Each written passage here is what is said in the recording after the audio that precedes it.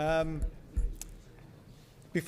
I've got the floor, and before I introduce our guest speaker, I just want to say thank you to all of the people who helped today, and also to say thank you to all of the people who've been involved in the development of the building project over many, many years. I didn't say it earlier, so please let me say that now. I thought the people today did a great job, so thank you very much to them. It gives me great pleasure now to introduce again Dr. Hayaatun Sillem, who will give the guest lecture. As I mentioned before, Dr. Sillem is the CEO of the Royal Academy of Engineering and the Queen Elizabeth Prize for Engineering Foundation. But there's a lot more to Dr. Sillem than that, which I will now go through. And it's a very impressive list indeed, so and apologies if that's embarrassing. Dr. Sillem also co-chairs with the Science Minister the government's Business Innovation Forum and co-chaired with Sir Lewis Hamilton his Commission on Improving Black Representation in Motorsport. She is a trustee of various charities, member of the government's Levelling Up Advisory Council and Digital Skills Council, and non-executive director at construction company Lang O'Rourke. She has been named as one of the Inspiring 50, in inverted commas, women in tech in Europe, and one of the most influential women in both UK engineering and UK tech. Dr. Sillem has a master's in biochemistry from Oxford and a PhD from Cancer Research UK and UCL, and she's a fellow of the IET, honorary professor at UCL, and an honorary fellow at the Queen's College, Oxford. And she has received honorary doctorates from UCL, Imperial College London, Newcastle, Brunel, Huddersfield, and Southampton, as well as the Science Suffrage Award and the Engineering Professors Council President's Medal. She was also a finalist for the Verve Clicquot Bold Woman Award, I hope I said that correctly, and was made a CBE for services to international engineering in 2019. And as I said earlier, in addition to this amazing array of achievements, Dr. Sillem uses her platforms to be a leading voice on diversity and inclusion in engineering and STEM. So it gives me great pleasure to give the floor once again to Dr. Sillem.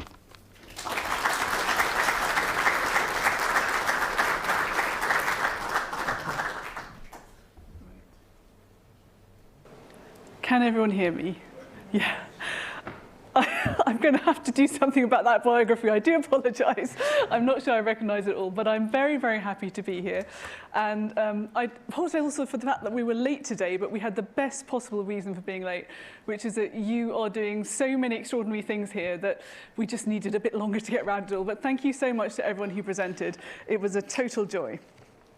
So I am now going to spend a few minutes, and I'm going to try and talk a little faster than I was planning to, so that we can make sure there's time for questions. Can I just check, is there a clicker? Or how, should I just do next slide on this? Yeah, that works, doesn't it? Okay, so I am truly delighted to be here, and as you may have guessed from that introduction, I've been asked to talk a little bit about some of our learnings on diversity and inclusion in engineering and STEM more broadly, and I'm of course delighted to do this. But it's interesting because nowadays championing D&I has become, I suppose, a part of my professional identity. But actually, I spent the first 35 years of my life trying very hard not to talk about diversity, and in particular, avoiding drawing attention to what I felt were differences, ways in which I was visibly and invisibly different to those around me. I have a very mixed ethnic background. There were differences ranging from the fact that I had lots of allergies to complex religious backdrop, to culture and socioeconomic background, whether I was in a school context or later at university or at work, even amongst family and friends. And as a result of all this, I became very adept at making other people feel comfortable with me. I used to minimize my differences, and in the process, I suppose I was knocking the corners off myself without realizing that I was doing this. I'm ashamed to say I only noticed that I was doing this in my early 30s as I moved into leadership roles, and I started to be more aware that by my trying to minimize that sense of difference, I was making it harder for people around me to express theirs. And that, of course, prompted me to reflect on whether that's what I wanted to do. Nowadays, I've come full circle, and I try to make sure that I harness that lifelong experience of being and feeling different, of knowing that our perspective the world around us depends very much on who we are, where we're from, where we're standing, to try to create an empathetic and inclusive environment and to contribute to efforts to advance EDI, equity, diversity, inclusion, particularly in engineering and STEM. So, for those that don't know the Academy, which is where I spend my days, I'll just give a very brief introduction. We're the UK's National Academy for Engineering and Technology, and our overarching goal set out here is harnessing the power of engineering to build a sustainable society and a more inclusive economy that works for everyone. We do that through 3 strands of activity: promoting talent and diversity, catalysing innovation, and engaging with policymakers and the public. And I'm proud that the word inclusive appears in our overarching goal, because I think it shows that for us, success and indeed excellence go hand in hand with inclusion. In other words, we want the benefits of engineering excellence to be experienced by everyone, to be available to everyone. And we know that to do that requires us to have a profession that is more diverse than it is today. And I want to say that up front, I'm going to talk quite a bit about gender. The deficit in engineering in terms of gender is profound. We have a profession that comprises only 15.7% women in 2024, and it's actually gone down since the last statistics a year or two ago, which were 16.5% women. Now, in practice, much of what I talk about is not going to be focused specifically on gender, because we tend not to focus on a specific protected characteristic in our work at the Academy. You might have heard the term intersectionality. It's just a fancy way of saying that none of us can be summed up by one characteristic. We are all a mixture of characteristics that make us who we are. So my experience of the world reflects the fact that I'm a woman, I'm from a mixed ethnic background, I've had caring responsibilities and so forth and so forth. And forgive me for not spending longer talking about dimensions of diversity to do with place or socioeconomic group. These are just as important, but in the interest of time, I'm going to try and keep focused. So, I think that this slide is a good place to start. So let's begin by thinking about who enters STEM careers. Now, STEM is a helpful shorthand. It's very clunky to spell out all the letters. But actually, it's really important to recognise that the challenges and opportunities in those letters across STEM vary considerably. And what this slide shows is that while we definitely have work to do in terms of progression and equity for women in all STEM disciplines, actually there's quite a reasonable gender balance if you look at who goes into STEM. And this is in terms of first-year entrance to STEM subjects as defined by HESA, albeit it's slightly out of date, but the same principle still stands. But this sense of balance is actually achieved because women are very overrepresented in some subjects, notably those allied to medicine, and heavily underrepresented in engineering, technology, and computing. Why is that? That's a big question. But I think this slide just gives a little hint as to the challenge we're facing. So this is unpublished data drawn from independent market research that the Academy conducts on a regular basis, or commissions rather on a regular basis. And it involves asking UK teenagers to say whether they agree with a range of statements. It's run by a polling company, not by us. The percentages relate to the percentage of male and female students, mainly male and female teenagers, who agree with each of those statements. And there's lots to be happy about. There are lots of really positive sentiments about engineering. But take a moment to just reflect on the final row that I have highlighted.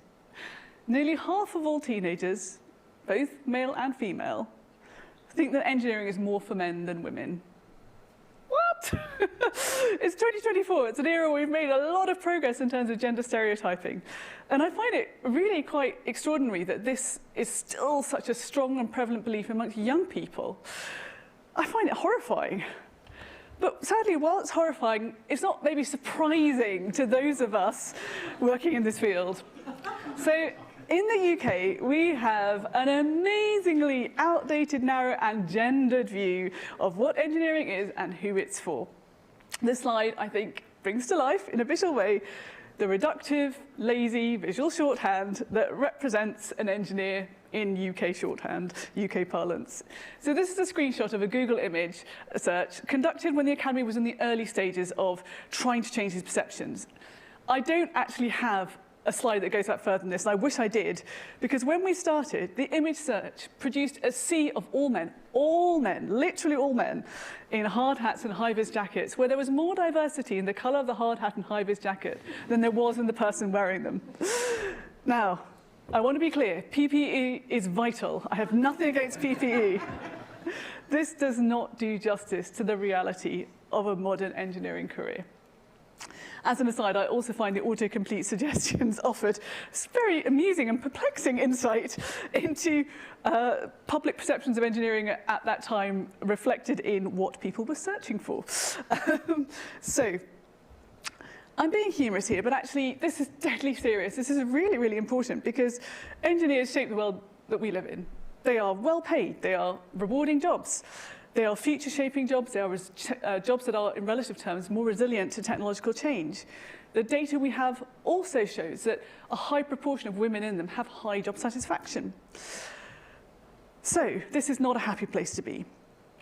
At the start of 2018, we at the Academy, together with partners across the profession, launched the This is Engineering campaign to try to overturn once and for all those outdated perceptions of engineering by shining a light on real early career engineers doing real engineering. Now, that may not sound very radical, but actually much of the effort until that point had involved people who work in STEM or work in engineering saying, well, we think the message that everyone else who's not already interested in engineering needs to hear is ... So we turned that on its head and we said, let's go to the people that market brands to young people day in, day out, digital marketeers, and say, what do you do with our perceptions challenge? And I'm delighted to say that this marketing-led approach is starting to pay off. And since launching, the videos have been viewed over 65 million times by a gender-balanced audience of UK teenagers. And the image library we produced showing engineers doing real engineering, and spoiler alert, they are not all wearing hard hats, has been extremely popular with over 3.5 million downloads of those photos to date. And really importantly, we have the first data to show that there are people now at university studying engineering who say that their decision to do so was influenced by that campaign. Of those that had seen the campaign, 25% said that it influenced their career choice. We've also run a National Awareness Day for engineers since 2019. It's taken a little time to ramp up. It's now called National Engineering Day. And the highlight of National Engineering Day 2023 was our Engineering Icons tube map. I apologise for the London-centric nature of this, but the tube map is so iconic that I hope you'll forgive that. And it generated a lot of enthusiasm in terms of people just being intrigued by something that was so familiar, having been taken over by this engineering theme. And that's the purpose of National Engineering Day, is to infuse and challenge people's perceptions beyond the world of those who already know about engineering, so that perhaps over time we can create a more receptive environment to those career decisions that young people are taking.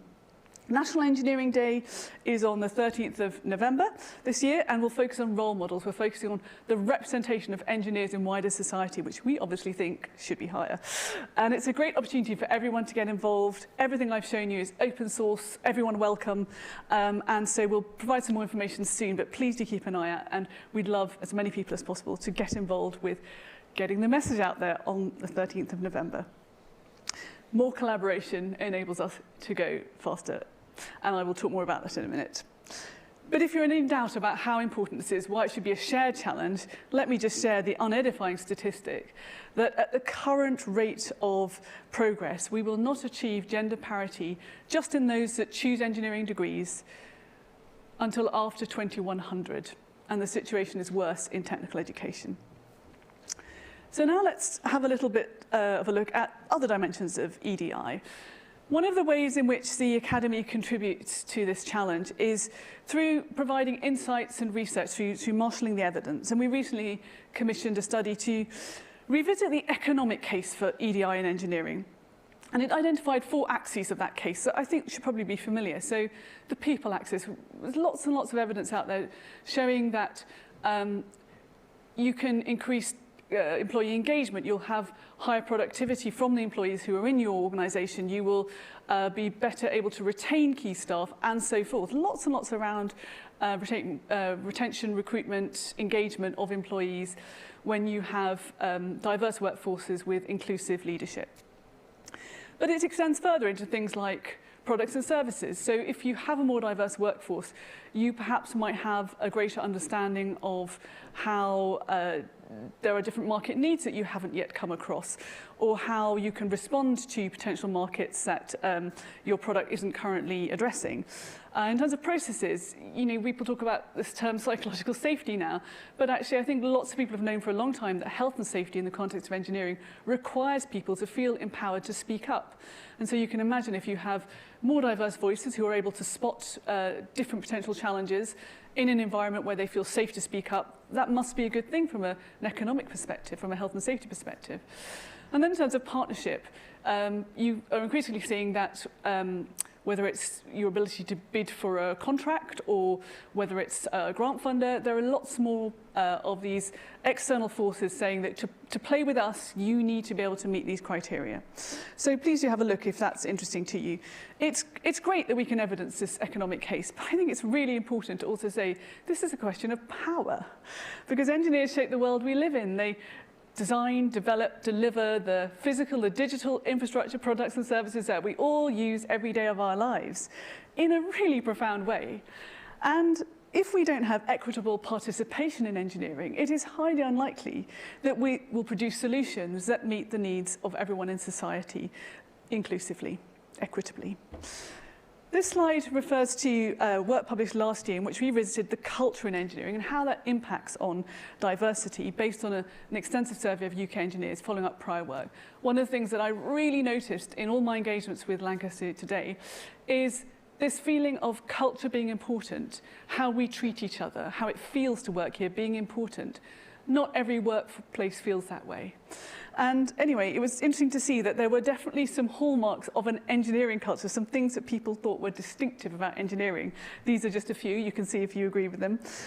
But happily, we also saw big improvements in the experiences of all groups compared to the previous survey that we'd done some years ago. But we could also see that those from underrepresented groups had a less positive experience than those in the majority groups. We talk about something called an inclusion privilege, which means that if you're in a majority group, you're less likely to experience ways in which the culture might not feel inclusive, and therefore you're not so convinced that it's really important to change. So that inclusion privilege is something that we can all reflect on as, does that influence our own perception? If we're in a leadership role, we automatically have inclusion privilege. Inclusion privilege can come from all sorts of different qualities, experiences, but I think it's just a good thing to be aware of. And going back in time a bit further, another really important piece of analysis that we did, one of my least favourite, but actually I think most important statistics that we've uncovered, is that you are more than twice as likely to be unemployed 6 months post-graduation if you're a black or minority ethnic engineering graduate than your white counterpart, even when you control for the class of degree you got and the type of university you went for. Race and ethnicity is the most significant factor in whether you will be unemployed or whether you will go into employment in engineering. And that differential persists over time. So obviously you don't uncover an observation like that and then think, well, that's a pity. You want to do something about it. And our response was to create the Graduate Engineering Engagement Programme, through which we work with universities, with young people and with employers in order to reduce that differential in terms of transitioning into engineering roles. So we particularly target students from black and minority ethnic groups and also universities that are not well represented amongst the kind of fast stream type programs. And so through that program, we have supported a significant number of engineers from these groups to move into those roles, but also we have helped companies see where that hidden bias in their processes came from, because nobody started out saying, well, we just don't want to see those students. It was a gap between the intention and the outcome of the processes that they had in place. The Academy hosts one of the top 10 startup hubs in Europe, the FT told us this year, which we were very pleased about. And it's focused on supporting spin-ups, startups, and scale-ups in the deep tech space. And one of the things that we realized quite soon was actually that the needs of those sorts of companies are very different to those of the corporates that we are often working with. Those corporates have well-developed HR teams. They might even have a diversity and inclusion team. They have much more capabilities, more tools and resources. But we see this strong appetite from founders to embed inclusion into their company DNA. So we worked with an organisation called Honeycomb Works to produce a product that was targeted specifically at these sorts of companies. And it's called Culture Plus. And it's an online platform to support startups, scale-ups, micro SMEs, so that they can embed diversity and inclusion best practice in a way that's tailored to them, simple and interactive, and it's something that we will continue to develop in partnership with that community. And it's part of our ethos to make EDI practical. We want to lower the bar for people to convert those positive intentions into meaningful action. I have mentioned in the course of this talk, and I won't have time to, the program that we run for higher education called Diversity and Inclusion Impact Program. And I'll just say there that there is information on our website, but in the current round, we're focusing on working with the prior awardees to try and extract the best practice and learning that they've already generated and share that more widely. Because it's no good just having endless grants in which different universities learn something useful if we're not collectively making good use of that. That links on to another aspect of how we're trying to make faster progress through partnership and collaboration. And I thought I would share a little bit about the commission that was mentioned earlier in the introduction that I co-chaired with Sir Lewis Hamilton, the Formula One driver, during the pandemic. And there we had to create a kind of tractable system to look at. So we focused on how we could improve representation of people in STEM roles, in black people in STEM roles in UK motorsport. And by taking the STEM roles, what we're doing is influencing the fact that behind every driver there's a much bigger team of race engineers and so forth who are critical to their success. And through an extensive process of literature review and surveys of young people, quantitative and qualitative research, we were able to build a picture of what the bottlenecks were, where the points of leverage are, and what the intersections and interdependencies were. And that's the benefit of the systems approach that is very familiar in the context of engineering, so-called engineering habit of mind. So what you can see, you probably can't read the details, so don't worry about that, but you can see that differences in experience and opportunity start to emerge really very early, from the lack of black teachers in secondary schools, which mean that people don't have role models, to the higher rates of exclusion for Afro-Caribbean students, to the perceptions that certain careers just aren't for someone like me. And by the time you get to engineering FE and HE, the actual numbers of black engineers who are theoretically qualified to give them a chance of getting hired in motorsport are absolutely tiny. You also see challenges in recruitment practices and culture in F1 because there is that tendency to go back to the same university that you've always used, and also because things like banter is considered to just be a part of culture, irrespective of the impact on individuals who are the target of it.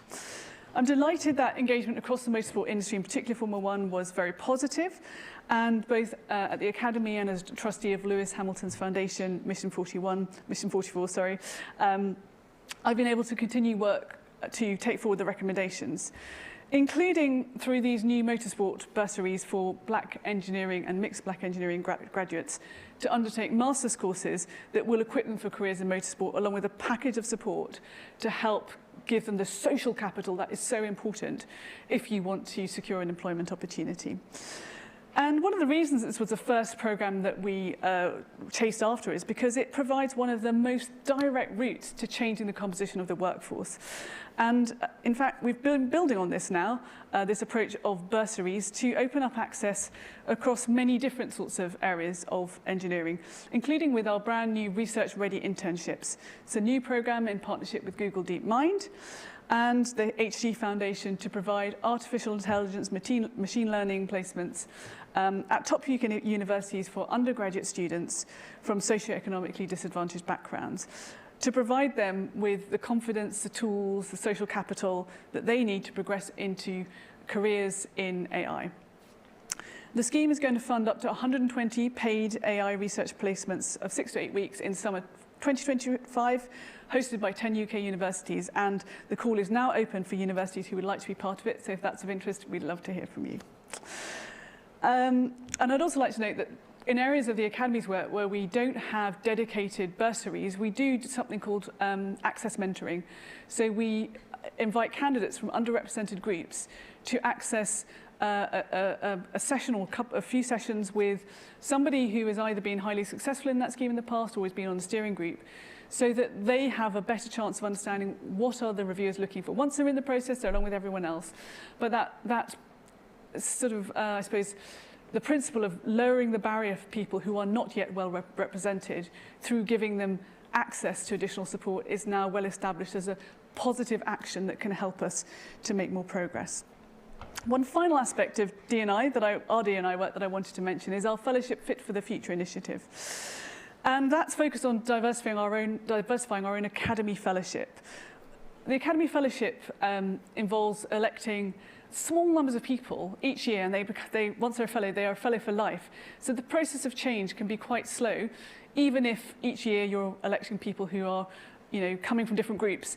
Because you have all of your history behind you, it can look like you're making very slow progress. And our trustee board was adamant that it wanted to see us diversify faster in terms of being able to represent the very best of modern engineering excellence from all corners of engineering. So we set ourselves a target of half of all new fellows coming from underrepresented groups. I want to be crystal clear, we did not change the bar for election. We did not lower the threshold for excellence. But we did two things. We said we will invest much more effort in hunting down candidates from underrepresented groups because they are out there. It's just they're not filtering through spontaneously. And the second thing we did is to make process adjustments so that we didn't lose people from those underrepresented groups if they met the threshold for excellence until the latest stage of the process where we can look across the cohort. And so if anyone's interested in the detail of that, I'm happy to talk about it. But I'm delighted to say that whilst we've still got a long way to go, we have comfortably met our target for the first 3 years of that programme, so that we have, in those 3 years, had more than 50% of fellows elected coming from underrepresented groups, and we are already enjoying the benefits of working with those fellows. And we have elected more black fellows in the first 3 years of the campaign than we have done in the entire history of the Academy. And it's a reminder that when something becomes an organisational priority, embedded in the leadership's vision for success, results are much more likely to be delivered. So let me now step back from specific examples of where we're making progress, look ahead to a world which is changing fast and in ways that are going to impact on both what engineering careers look like and how people will migrate into them. So this slide shows what I like to call the vectors of change.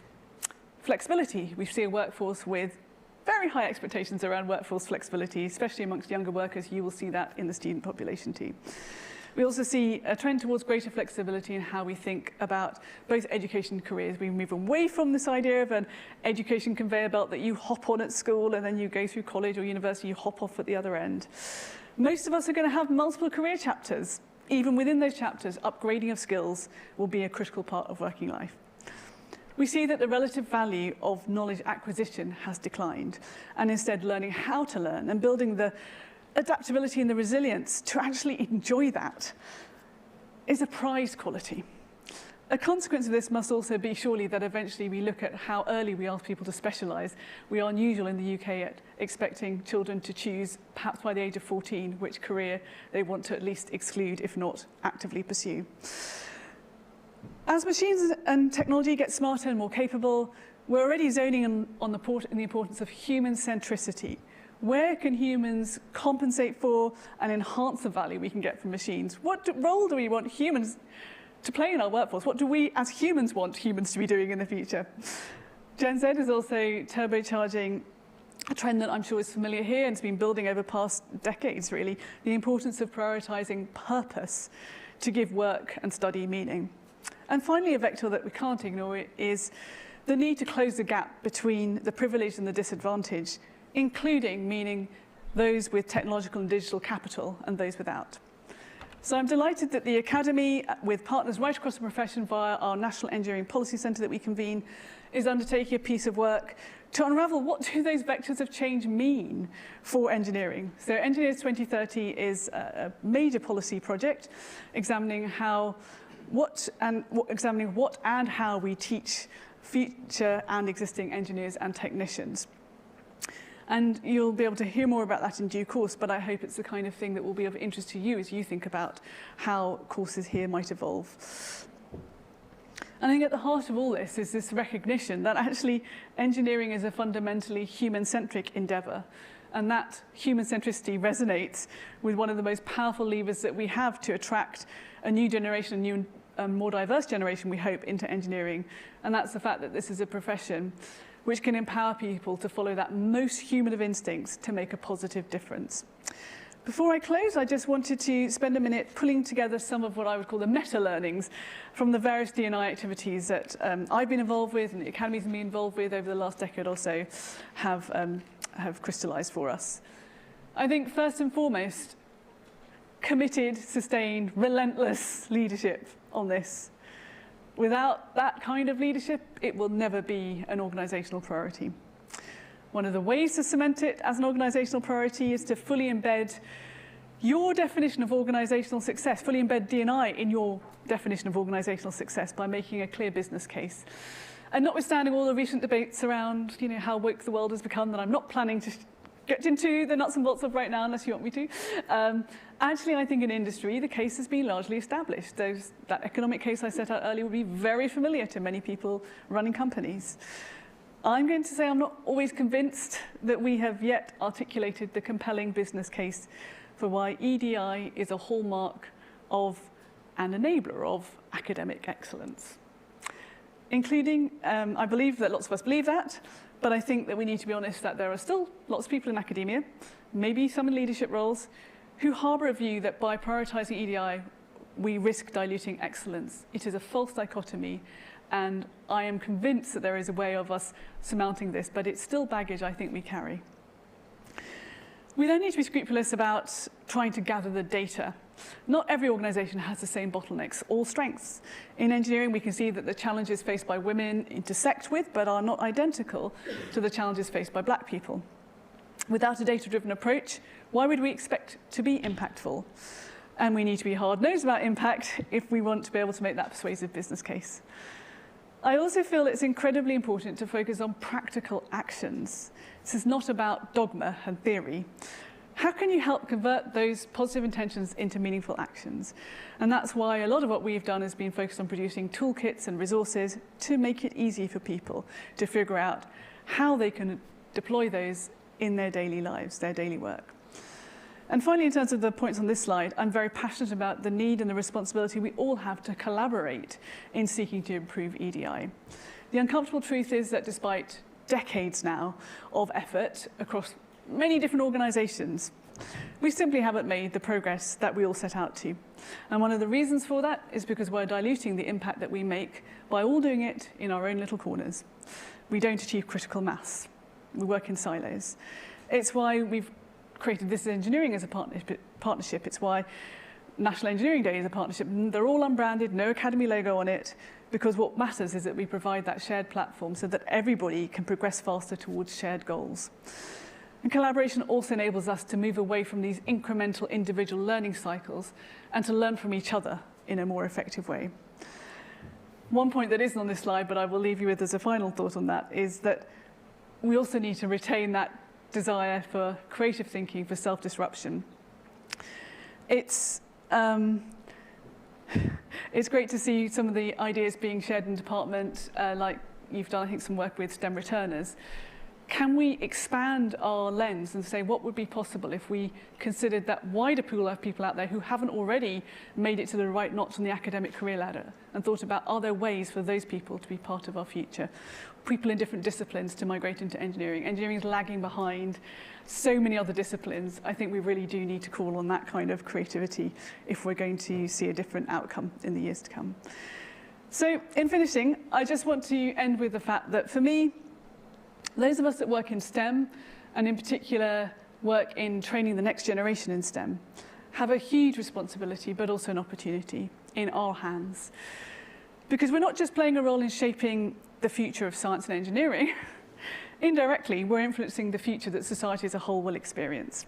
And I want that to be a future where people from all parts of society get to participate in charting a course forwards and creating the tools that we'll use to get there.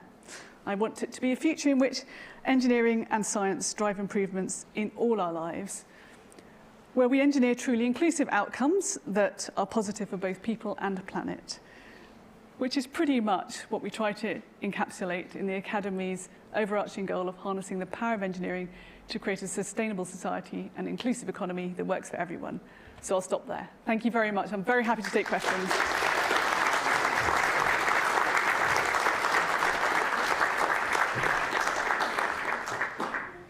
Thank you ever so much for a really inspirational, motivational talk. We have a few minutes for some questions from the audience. Yes, and sorry, I talked very quickly in order that we would have a few questions. Thank you. Thank you very much. Is it on? Okay, hopefully you can. That's Professor. I can hear you. Yeah, thank you very much, Professor, and well done on becoming CEO of the Academy. Thank you. And I'm really impressed by how you've used your position to champion the cause of EDI. And thank you also very much for your transparency over the data, some of the difficulties and some of the challenges facing people from different backgrounds. I mean, I thought it was really excellent. We do have a lot of work to be done. And as we were talking previously, I work for a lot of organisations. And in terms of your last slide, which I thought was excellent, one of the big things I've noticed, and I've got a follow-on question, is around how do you change mindsets over the longer term in order to change the culture, in order to embed new ways of working? Because ultimately, that's the big challenge. You're absolutely right, we can change actions, we can change policies, we can change processes. If you're not changing mindsets, it can fall by the wayside. So I wondered what your thinking is around that and what your experiences have been. Thank you very much. Yeah, so I suppose in talking about leadership and business case, I'm trying to make this not that everyone has to start somehow being a believer, that they've got to completely pivot to focus on D&I, but rather say, we're all here to deliver success or excellence for our organisation.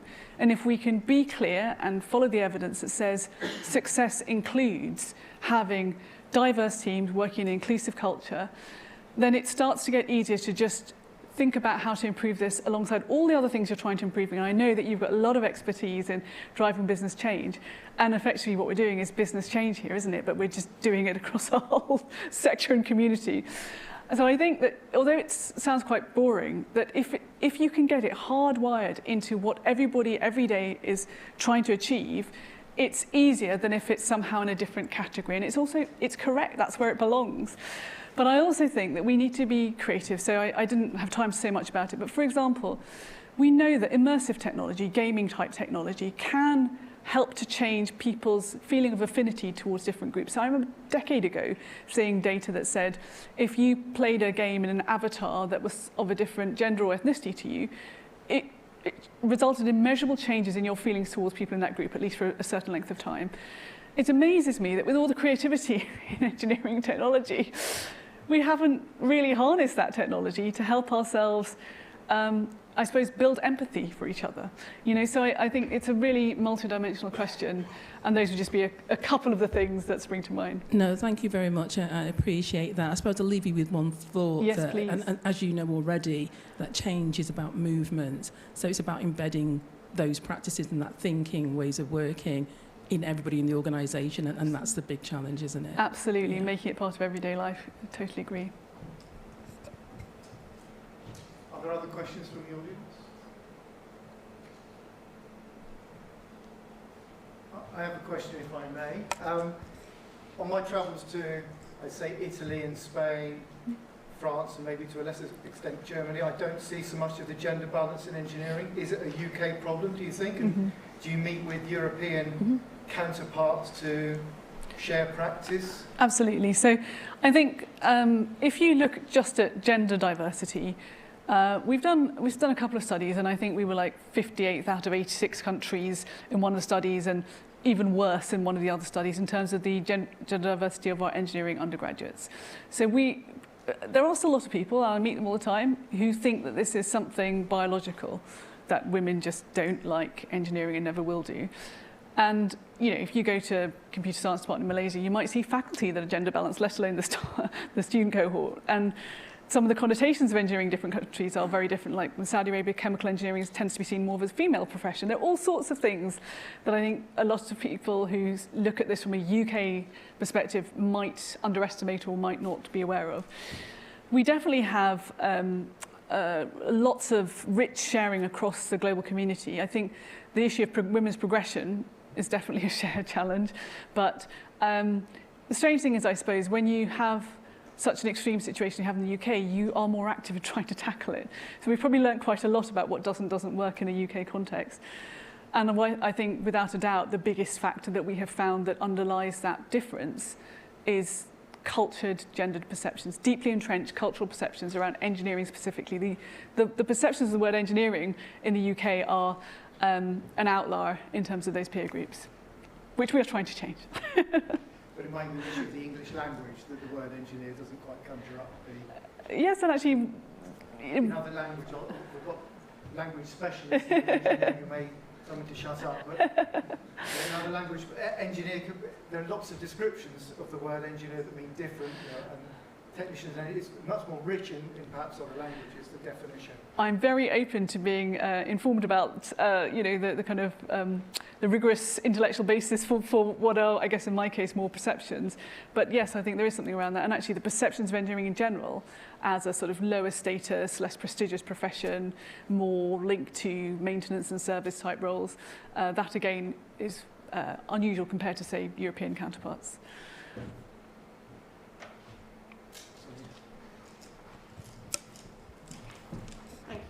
And thank you for an excellent talk. I was just wondering, you gave the information about at the current pace, we wouldn't get gender balance until 2100, which is a bit horrific. You also mentioned that there's continuing resistance in some areas to concept of embedding EDI.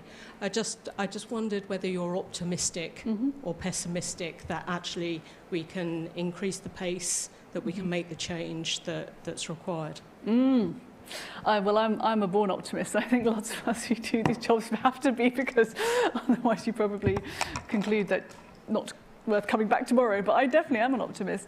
And I think if you look at the workforce challenge, where we've started to see now attrition at mid-career stage, which is really worrying. So that decrease from 16.5% to 15.7% is because experienced women engineers are being lost from the workforce. And we think that's partly after effects of COVID and engineering having taken a harder line on things like return to the office policies. And we know that when things like voluntary redundancies are offered, women disproportionately take them up. So we know a lot of these things now. And I think we're going to have a huge amount of flux in terms of the workforce. People are not going to stay doing the jobs they do, just kind of, getting a little bit better or kind of moving up the career ladder in the way that maybe certainly our parents expected their careers to look like, that kind of linear progression. We're going to have multiple career chapters, as I said. We're going to need to do mass retraining of people to come into professions that they have not previously trained for. You will see it in Lancaster. You'll see both areas of growth and areas of retraction in terms of where industries are going in the region. And so that's an opportunity, because that means we could bring people in much more quickly. I'm not a fan of the idea that we've just got to go back to the, what our children experience in nursery school. I mean, I would like our 3-year-olds to have a less gendered experience, but I don't think the answer to today's problem is just wait for those 3-year-olds to grow up and be in CEO roles. I mean, that's going to take a long time. Yes, one last question, I think. There's one up there as well.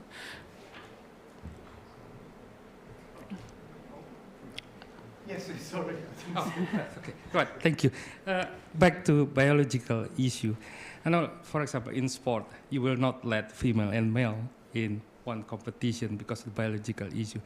I'm working a lot in CAT, for example, and I think there is a couple of years back research about the spatial ability, male and female, and in fact, male is it's better than female. So spatial ability is related to the engineering. Do you think there is no biological issue, even a bit, in that kind of thing? Thank you.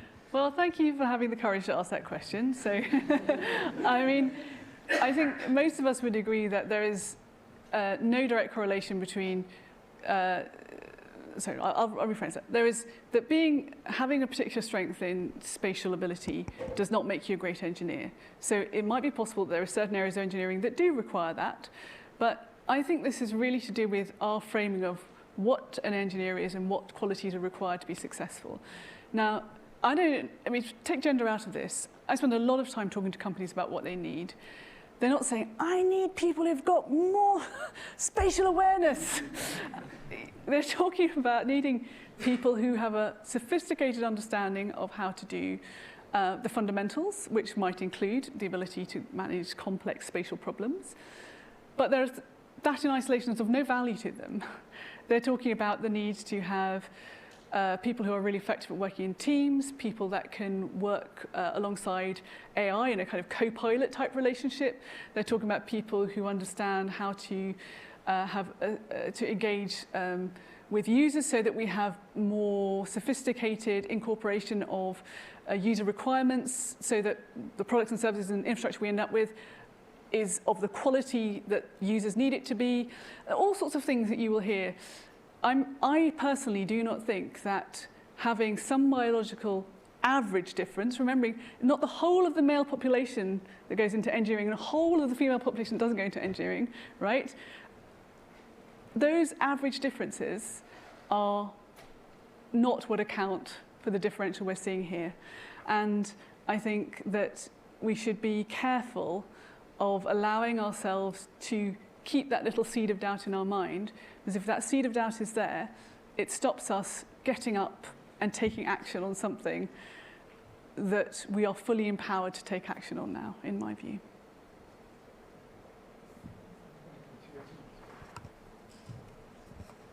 I was interested in your example of the returners for STEM. Could we think about that in other disciplines? So I wonder what you think other disciplines could be doing, or how engineering could be reaching out to other disciplines to help with that.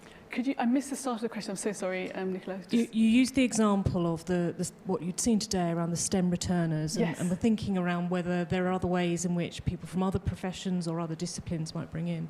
I was just thinking about the examples within the university of how we might use our interdisciplinarity to attract more people in who perhaps don't take easily to the engineering label.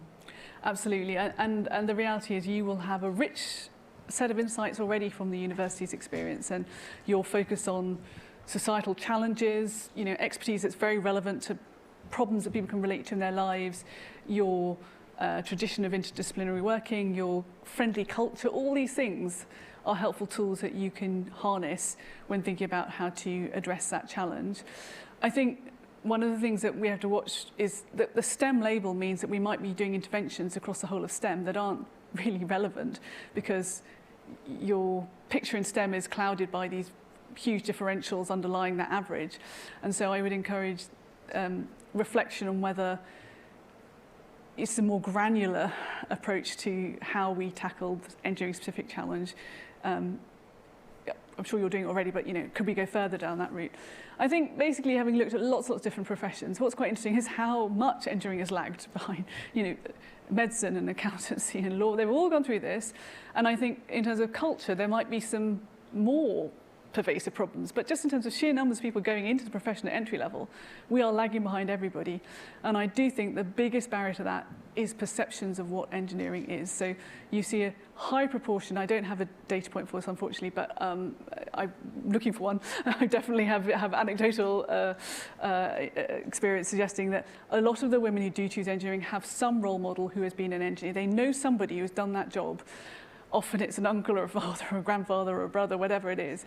And I think the low awareness of engineering in society means that people don't have that reference point unless they have had that personal exposure. And believe me, I've talked to the Director General of the BBC about this. Nobody is safe.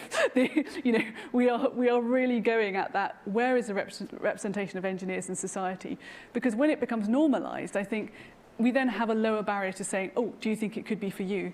And what you do see is once people have had exposure to it, that they are quite open to it. And often people at a later career stage, once they've been out in the world and seen what it's really like to do jobs rather than simply have a sort of mental picture of a career, a lot more openness from women who didn't do engineering degrees but say, well, I could have been an engineer. And I think that's a pool of people we could tap into.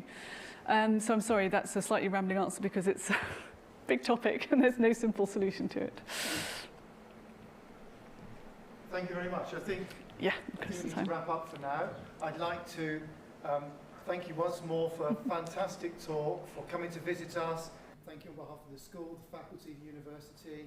It's been fantastic to see your inspiration, your enthusiasm, and makes me feel that the Royal Academy is in very good hands. So thank you very much. Thank you.